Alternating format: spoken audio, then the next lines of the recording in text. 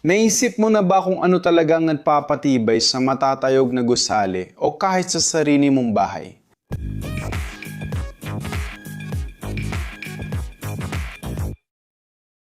Kamusta ang mga ina ng inhinyeriya? Ngayon, pag-uusapan natin ang mga misteryo sa likod ng katatagan ng ating lungsod, ang pundasyon. Maraming tao nakikita lang ang nasa ibabaw ng lupa. Pero ang totoong laban kontra grabidad at mga puwersa ng kalikasan ay nangyayari sa ilalim, kung saan nagtatagpo ang konkreto at bakal sa lupa. Ang pundasyon ang bahagi na nag-uugnay sa gusali sa lupa at tinitiyak na ito ay mananatiling matatag at ligtas.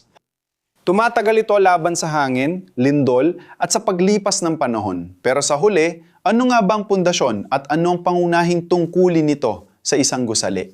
Isipin mo ang pundasyon na parang mga paa ng isang tao o mga ugat ng isang puno. Gaya ng mga paa mo na nagkakalat ng bigat ng katawan mo sa lupa at ng mga ugat ng puno na matibay na nakakapit sa lupa. Ang pundasyon ang bahaging istruktural na tumatanggap ng lahat ng bigat ng isang gusali. Ang bigat ng istruktura, materyales, kasangkapan, tao at puwersa ng hangin ay tinatanggap ng pundasyon at ligtas at pantay na ipinapasa sa lupa. Kung walang tamang pundasyon, kahit gaano kaganda ang disenyo ng istruktura, nangangganib itong lumubog, magkabiyak o bumagsak gaya ng ilang malungkot na kaso ng proyektong hindi maayos ang plano. Ito ang garantiya na ang ating itinatayo ngayon ay mananatiling matatag sa loob ng napakaraming henerasyon. Ngayong alam na natin ang halaga ng pundasyon, paano pumipili ang mga inhinyero ng uri ng pundasyon para sa bawat proyekto?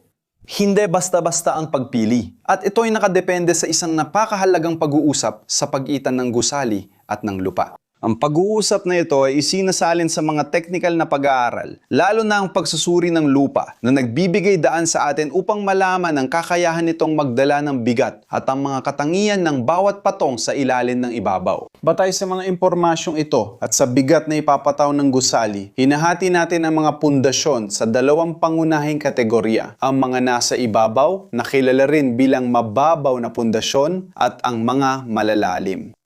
Unawin natin sila. Anong mababaw na pundasyon at bakit natin ito ginagamit? Ang mga mababaw na pundasyon ay yaong naglilipat ng bigat ng gusali sa lupa sa mababaw na lalim. Karaniwan hanggang mga 3 metro gamit ang mismong patong ng lupa na nasa ilalim ng istruktura. Ito ang pinakakaraniwang at matipid na opsyon kapag ang ibabaw ng lupa ay may magandang kakayahan na sumuporta. Sa loob ng mababaw na pundasyon, may ilang mahahalagang uri. Ang una sa mga ito ay ang nakahiwalay na sapata. Isang bloke ng konkreto na karaniwang parisukat o parihaba, inilalagay sa ilalim ng bawat haligi ng gusali bilang pundasyon. Ang sapata na hiwalay ay tumatanggap ng concentrated na bigat mula sa haligi at ipinapamahagi ito sa mas malawak na bahagi ng lupa, binabawasan ng tensyon na inilalapat at iniiwasan na lumubog ang haligi. Madalas itong ginagamit sa mga busaling maliit at katamtaman ng laki, kung saan ang mga bigat ay nakatuon sa mga haligi at ang ibabaw ng lupa ay sapat ang tibay. Madali lang itong ilagay, mababa ang gastos at mainam ito para sa mga lupang mababaw, pantay at may magandang tibay. Pero paano naman kung may buong pader na kailangang suportahan? Anong gagawin natin? Diyan pumapasok ang sapata corrida.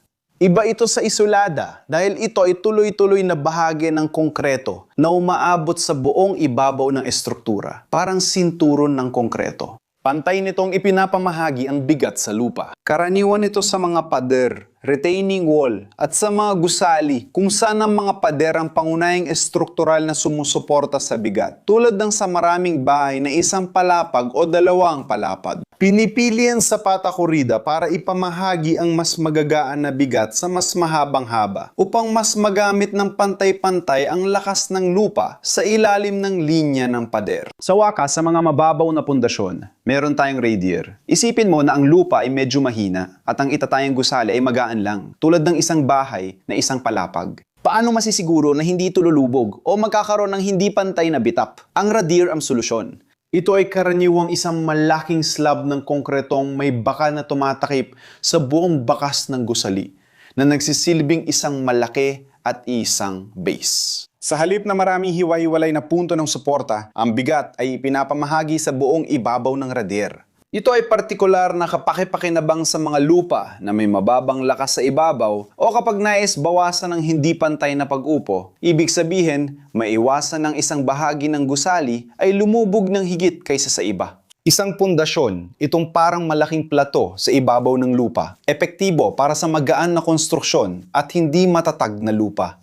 Pero paano kung ibabaw ng lupa ay hindi kayang buhatin ng bigat? Kailangan natin maghukay ng mas malalim. Pero paano natin ito gagawin? Dito na papasok ang mga malalalim na pundasyon. Ginagamit ang mga ito kapag ang mga patong ng lupa na malapit sa ibabaw ay walang sapat na kakayahan para suportahan ang bigat ng gusali. Sa mga ganitong kaso, ang solusyon ay hanapin ang matibay na lupa sa mas malalalim na bahagi na maari mula sa ilang metro hanggang 10-10 metro sa ilalim ng lupa. Inililipat nila ang mga bigat sa pamamagitan ng dalawang pangunahing mekanismo. Ang lateral na alitan na siyang pagkakadikit ng pundasyon sa lupa sa kahabaan ng haba nito o ang resistensya sa dulo na siyang bigat na direktang inililipat sa base ng pundasyon kung saan ito naaabot ang mas matibay na patong ng lupa. Karaniwang uri ng malalalim na pundasyon ang mga pile. Ang mga pile ay mahahabang elemento, kadalasan ay silindriko na maaaring itarak o buuin mismo sa lupa.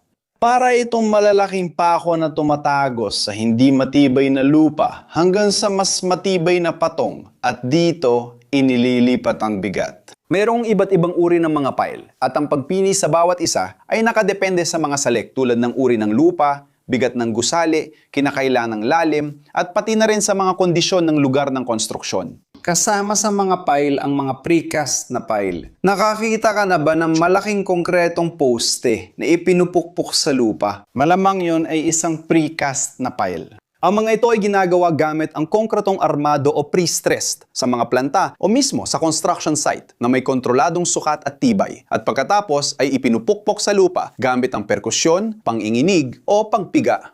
Epektibo at mabilis itong ikabit, pero maaaring magdulot ng panginginig at ingay. Mayroon ding ibang uri tulad ng mga estaka na gawa sa kahoy na mas matipid para sa mas magagaan na karga at partikular na uri ng lupa. At mga estaka na gawa sa metal na mga bakal na may mataas na tibay na mainam para tumagos sa matitigas na lupa o abuti ng malalalim na bahagi. Pero paano naman kung hindi tayo pwedeng gumawa ng malakas na ingay o gusto nating iakma mismong pundasyon sa klase ng lupa na meron tayo? Diyan papasok ang mga estakang hinulma mismo sa lugar o tinatawag nating estakang hinulma sa mismong lokasyon. Ginagawa man na ito sa pamamagitan ng pagbabarena sa lupa at pagkatapos ay pinupuno ang butas ng konkreto. Klasikong halimbawa nito ang estakang helicoidal na tuloy-tuloy kung saan binabaon sa lupa ang helicoidal na baras at habang inaangat, ini-inject din ang konkreto na bumubuo sa estaka. Kasama sa ibang uri ang estakang Frankie na gumagamit ng uri ng pambayo para ibaon ng tubo at bumuo ng pinalawak na base ng konkreto. At ang mga estakang ugat na may mas maliliit na butas, madalas sa bato, na iniiniksyonan ng argamasa at bakal na pampalakas. Ang mga estakang ito ay may kalamanan dahil mas naangkop sila sa kondisyon ng lupa. Maaring gawin sa mga urbanong lugar na may mas kaunting epekto ng pagyanig at sa ilang kaso, maaring umabot sa mga patong ng bato. Bukod sa estaka, mayroon din tayong tubulon, malalalim na pundasyong malaki ang diametro na maaaring hukayin mano-mano o gamit ang makina. Ang malaking kalamangan ng tubulon ay ang posibilidad na mainspeksyon ng biswal ang lupa sa ilalim ng hukay bago simulan ang pagbubuhos ng konkreto na tinitiyak na ang pundasyon ay tunay na kapatong sa nais na patong ng lupa. Kadalasan, may pinalapad itong base na parang paa ng elepante para mas malaki ang suporta at kakayahan magdala ng bigat. Ang mga ito ay perpekto para sa napakabigat na karga at sa mga lupaing nagpapahintulot ng paghuhukay nang hindi bumabagsak ang mga gilid ng butas. Pero sa dami ng pagpipilian, paano pipili ang ininyero ng gagamiting pundasyon? Sa totoo lang, komplikadong desisyong ito dahil sa maraming salik. Ang uri ng lupa ang pangunahing salik dito na natutukoy sa detalyadong geotechnical na investigasyon tulad ng pagsusuri ng lupa. Ipinapakita ng pag-aaral na ito ang tibay, kapasidad na magdala ng bigat at komposisyon ng lupa sa iba't ibang lalim. Sunod, mahalaga rin ang bigat at uri ng itatayong gusali, kung saan ang magaan na bodega ay mangangailangan ng ibang pundasyon kumpara sa isang gusaling may 30 palapag. Isinasaalang-alang din ang lapit ng ibang mga gusali upang maiwasan ang pinsala sa mga katabing estruktura habang isinasagawa ang konstruksyon. Ang antas at presensya ng tubig sa ilalim ng lupa ay malaki ang epekto sa pagpili dahil may mga uri ng pundasyon na mas angkop kapag may tubig sa ilalim ng lupa. Sa huli, ang gastos at tagal ng paggawa ay mga mahalagang salik din para sa kliyente at sa schedule ng proyekto. Kung nakarating ka hanggang dito at nagustuhan mong video, mag-subscribe ka na kung hindi ka pa nakasubscribe. I-like mo na rin at i-activate ang bell para sa mga notifications. At kung sa tingin mo ay interesante ang aming nilalaman, maaari mong isaalang-alang na maging miyembro para matulungan kami na magpatuloy sa paggawa ng mga content dito sa platform at maalala ka namin sa aming mga video. Ikaw na nandito na, inaanyayahan ka namin tingnan ang aming mga inirerekomendang kurso. I-scan ang QR code sa gilid o i-click ang link sa description para sa aming mga kurso. Doon makikita mo ang mga kurso ng Excel, 3D modeling AutoCAD at marami pang iba. Pinili namin sa channel ang mga kurso may magandang kalidad. Kung nais mong umangat sa karera, subukan mo ito. Kung gusto mong simulan ng online presence at gumawa ng videos para sa social media, gamit ang QR code na ito, makikita mo ang mga gamit na ginagamit namin sa aming mga studio. Naisip mo na ba kung gaano kakomplikado ang nasa likod ng sumusuporta sa ating mga gusali? Ano sa tingin mo ang pundasyon ng bahay mo? I-comment mo rito dahil gusto kong malaman. Sa gilid may 2 video na dapat mong panoorin para mapalawak ang kaalaman at mapukaw ang kuryosidad mo. Kung gusto mo kaming suportahan, i-like, mag-subscribe, i-activate ang bell at pag-isipang maging miyembro ng channel. Salamat mga mahilig sa inhinyeriya. Kita tayo sa susunod na video.